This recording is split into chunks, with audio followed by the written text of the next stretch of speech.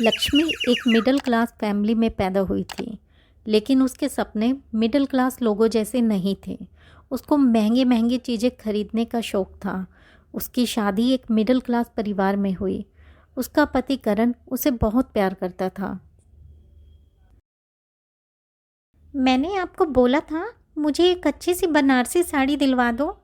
जब जब मैं आपको कुछ लाने को बोलती हूँ हमेशा यही करते हो। मेरे लिए कमा रहे हो या किसी और के लिए? घर का सामान लेने में सारा पैसा खर्च हो गया। तुम्हें फिर कभी दिला दूंगा। महीने का लास्ट चल रहा है, अगले महीने सैलरी मिलेगी तो तुम ले लेना। अगले महीने? माँ और बहन के लिए कभी पैसों की कमी नहीं पड़ती। जब मेरी बारी आती है तभी तुम्हारे पैसे खर्च हो जाते हैं। लक्ष्मी, तुम तो जानती हो ना, मैं एक छोटी सी कंपनी में काम करता हूँ। बहुत ज़्यादा सैलरी नहीं मिलती है मुझको। जितनी मिलती है उतने में ही घर चलाना पड़ता है। अभी बहन की शादी भी करना है। हम सेविंग नहीं करेंगे तो आरती की शादी कैसे होगी? मैं कुछ नहीं जानती हूँ। मेरी ज़रूरतों को पहले पूरा किया करो, उसके बाद तुम्हें जो करना है करो। करण के पिताजी नहीं हैं। जब वह छोटा था तभी वो गुजर गए थे। घर में उसके अब लक्ष्मी और बहन आरती और माँ यशोदा ही रहते हैं। आरती की अभी शादी नहीं हुई है। उसकी पढ़ाई कब की पूरी हो चुकी है। पैसों की तंगी की वजह से अभी शादी न हो सकी। कितने दिन हो गए हैं, कहीं बाहर लेके नहीं गए हो मुझे। कुछ भी करो, मुझे बाहर घुमा कर लाओ।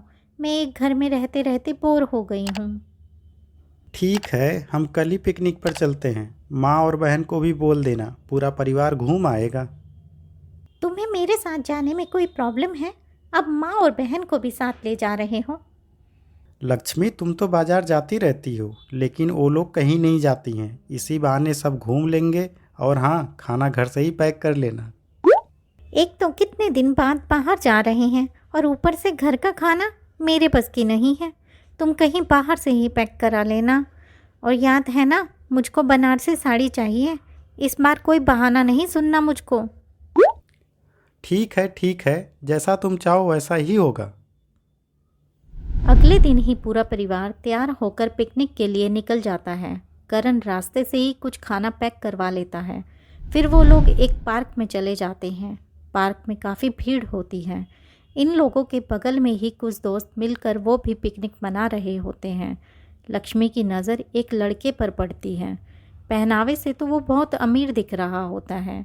लक्ष्मी उसको काफ़ी देर तक देखती रहती है, लेकिन उस लड़के ने नोटिस नहीं किया। लक्ष्मी, कहाँ खो गई हो? क्या हुआ? सब ठीक तो है ना? हाँ हाँ, सब ठीक है। मैं तो अपनी बनारसी साड़ी के बारे में सोच रही थी।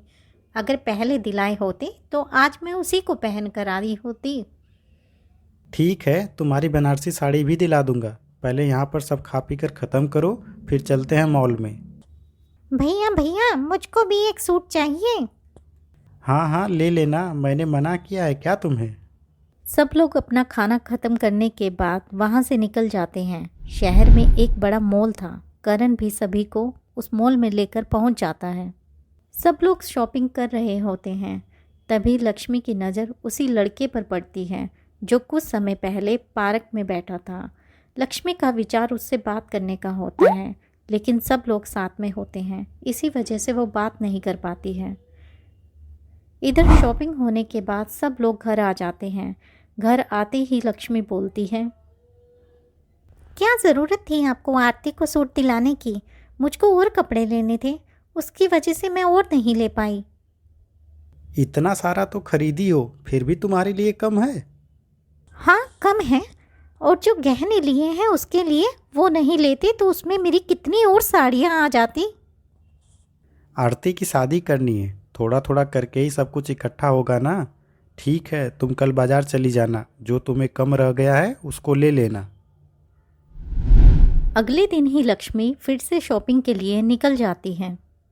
उसको मॉल में वही लड़का वापस से मिल जाता है। इस बार लक्ष्मी उसके पास जाती है और कहती है, अरे आप वही हैं ना जो कल पार्क में पिकनिक मना रहे थे? मैंने आपको कल देखा था, आप अपने परिवार के साथ आई थे। मैंने आपको कल यहाँ भी देखा था शॉपिंग करते हुए। हाँ, मैं कल आया था। मैं तो डेली ही आया करता हूँ इधर। आज आप अकेली आई हैं, कोई साथ नहीं दिख रहा है। हाँ, मेरे पति जॉब करते हैं ना, तो उनको टाइम नहीं मिलता, इसलिए मैं अकेली ही आई हूँ। अच्छा, तो आप शादीशुदा हो? मुझे तो लगा कि भाई होंगे आपके। आप इतनी खूबसूरत हैं कि कोई भी धोखा खा सकता है। आप चाहो तो मैं आपको शॉपिंग करा सकता हूँ। वैसे भी आप अभी अकेली आई हैं, थोड़ा साथ हमारा हो जाएगा। हाँ हाँ, क्यों नहीं। वैसे भी मुझे इस मॉल के बारे में ज़्यादा कुछ पता नहीं है। लक्ष्मी अभिषेक के साथ सारा दिन शॉपिंग करती रही। अभिषेक एक अमीर घर से था, उसकी अभी शादी नहीं हुई थी। लक्ष्मी जब घर लौटी तो ढेर सारा सामान लेकर आई थी और बहुत खुश भी थी। धीरे धीरे समय बीतता गया। लक्ष्मी अभिषेक से फ़ोन पर बातें करने लगी। जब भी घर से फ्री होती अभिषेक से मिलने चली जाती, कभी शॉपिंग मॉल में तो कभी पार्क में। इनका सारा समय साथ बीतने लगा। इन दोनों में अब प्यार हो गया था। करण तो दिन में ऑफिस चला जाता था और रात को ही घर लौटता था। लक्ष्मी को करण के साथ अच्छा नहीं लगता था। वो हमेशा उससे झगड़ा करने के बहाने ही ढूंढती थी। बेटा, जब तू ऑफिस चला जाता है तो बहू रोज़ कहीं बाहर चली जाती है और शाम को ही वापस लौटती है। मुझको बहू के लक्षण ठीक नहीं लग रहे हैं। लक्ष्मी, तुम्हारा क्या चल रहा है? तुम कहाँ पर रोज जाती हो और ये सब इतना सामान कहाँ से लाती हो? सामान लाती हो? मतलब तुम मुझ पर शक कर रहे हो?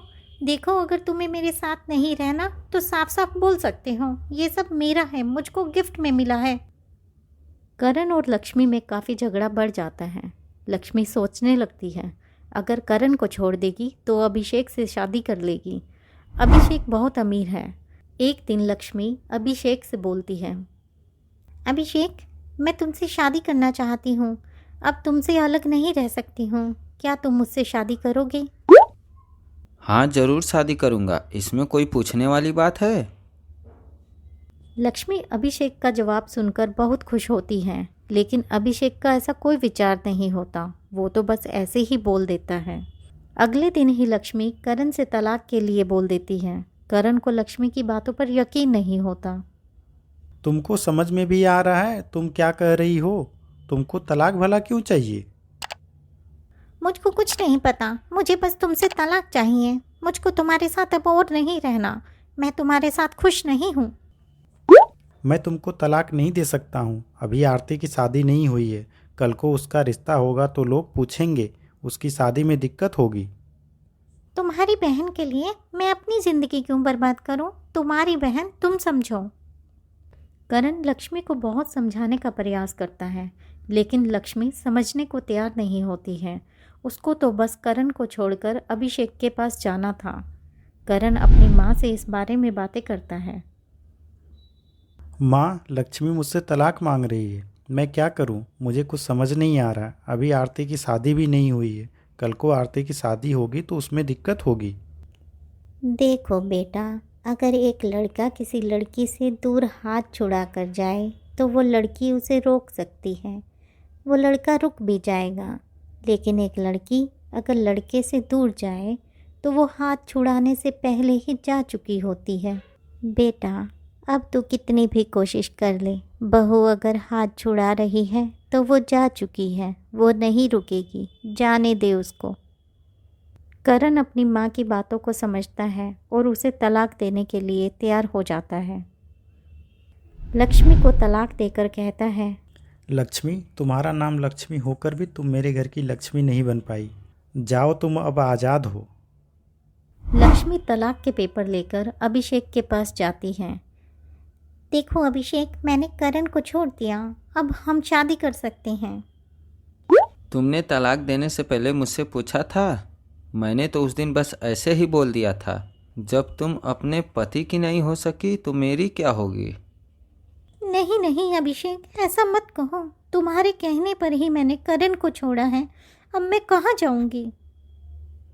अभिषेक भी वहाँ से चला जाता है और लक्ष्मी वहीं रोते हुए अकेली रह जाती है। उसने अपना घर बर्बाद कर लिया। जीवन में हमें कभी भी गलत रास्ते पर नहीं चलना चाहिए।